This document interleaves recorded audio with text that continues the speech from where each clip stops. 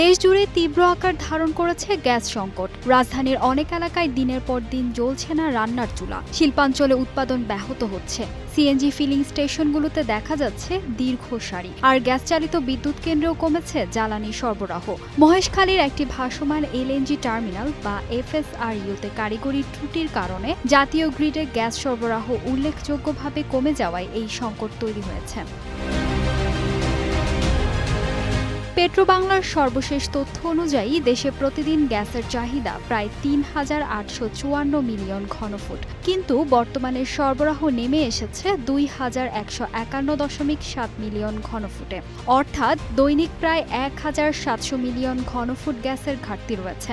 ক্ষতিগ্রস্ত এফএসআরইউ বন্ধ থাকায় প্রতিদিন প্রায় ৪৫০ থেকে ৫০০ মিলিয়ন ঘনফুট গ্যাস কম সরবরাহ হচ্ছে, যার সরাসরি প্রভাব পড়ছে আবাসিক, শিল্প, বিদ্যুৎ ও পরিবহন খাতে। সবচেয়ে বেশি ভোগান্তিতে পড়েছেন সাধারণ মানুষ। রাজধানীর অনেক এলাকায় সকাল থেকে গভীর রাত পর্যন্ত গ্যাসের চাপ থাকছে না। রান্না করতে ঘন্টার পর ঘন্টা অপেক্ষা করতে হচ্ছে। একই সঙ্গে সিএনজি ফিলিং স্টেশনগুলোতে গাড়ির দীর্ঘ সারি তৈরি হয়েছে। অনেক চালক একাধিক পাম্প ঘুরেও গ্যাস পাচ্ছেন না, ফলে ট্রিপ কমে যাওয়ায় তাদের আয় কমছে, আর যাত্রীদেরও গুনতে হচ্ছে বাড়তি ভাড়া। গ্যাস সংকটের বড় ধাক্কা লেগেছে শিল্প খাতে। বিশেষ করে নারায়ণগঞ্জ, গাজীপুর, সাভার ও ময়মনসিংহের বস্ত্র ও তৈরি পোশাক কারখানাগুলোতেও উৎপাদন মারাত্মকভাবে ব্যাহত হচ্ছে। স্বাভাবিক উৎপাদনের জন্য যেখানে অন্তত ১০ পিএসআইজি গ্যাস চাপ দরকার, সেখানে অনেক কারখানায় চাপ নেমে এসেছে ১ থেকে ১.৫ পিএসআইজি, কোথাও আবার ০.৫ পিএসআইজি পর্যন্ত। বাংলাদেশ টেক্সটাইল মিলস অ্যাসোসিয়েশনের তথ্য অনুযায়ী গ্যাস সংকটে ১২০টির বেশি স্পিনিং মিল উৎপাদন বন্ধ বা সীমিত আকারে চলছে। উদ্যোক্তারা বলছেন, এই পরিস্থিতি দীর্ঘ হলে রপ্তানি আদেশ ও বিদেশি বিনিয়োগ ক্ষতিগ্রস্ত হতে পারে। সংকট নিরসনে সরকার ক্ষতিগ্রস্ত এফএসআরইউ দ্রুত সচল করার চেষ্টা করছে। জ্বালানি মন্ত্রণালয় জানিয়েছে, বিদেশি বিশেষজ্ঞদের সহায়তায় মেরামতের কাজ চলছে এবং ১ সপ্তাহের মধ্যে আংশিকভাবে টার্মিনাল চালুর আশা করা হচ্ছে।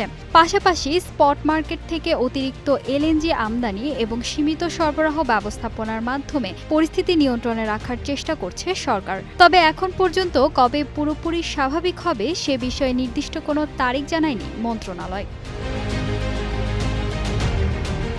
বিশেষজ্ঞদের মতে, এফএসআরইউ পুরোপুরি চালু না হওয়া পর্যন্ত গ্যাস সংকট পুরোপুরি কাটার সম্ভাবনা কম। তাই আপাতত সাধারণ মানুষ, শিল্প প্রতিষ্ঠান এবং পরিবহন খাতকে সীমিত গ্যাস সরবরাহের বাস্তবতাই মোকাবিলা করতে হবে। এখন সবার নজর মহেশখালীর সেই টার্মিনাল মেরামতের অগ্রগতির দিকে, কারণ সেটি নির্ধারণ করবে দেশের গ্যাস সরবরাহ কবে আবার স্বাভাবিক হবে। এদিকে গ্যাস সংকট নিয়ে জরুরি ব্রিফিংয়ে বিদ্যুৎ, জ্বালানি ও খনিজ সম্পদ মন্ত্রণালয় জানিয়েছে, মহেশখালীর ভাসমান এলএনজি টার্মিনালের যান্ত্রিক ত্রুটির কারণেই এই সংকট তৈরি হয়েছে। মন্ত্রণালয়ের মুখপাত্র ও যুগ্ম সচিব মনির হোসেন চৌধুরী বলেন, টার্মিনালটি মেরামতে দেশি বিদেশি বিশেষজ্ঞরা কাজ করছেন এবং পরিস্থিতি দ্রুত স্বাভাবিক করার চেষ্টা চলছে। তিনি তখন আশা প্রকাশ করেছিলেন, ২ থেকে ৩ দিনের মধ্যে গ্যাস সরবরাহ স্বাভাবিক হতে পারে। তবে সেই সময়সীমা পেরিয়ে গেলেও সংকট পুরোপুরি কাটেনি এবং মেরামতের কাজ এখনো চলমান।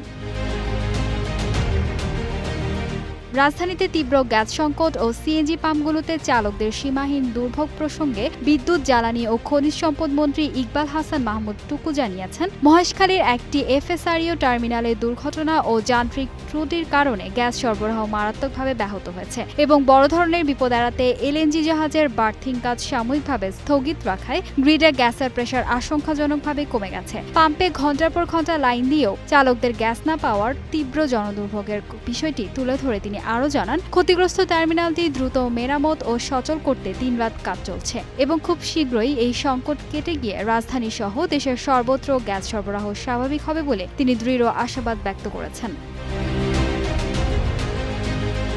ফাহিমা সুরভি, নিউজ ডেস্ক, গ্লোবাল টেলিভিশন।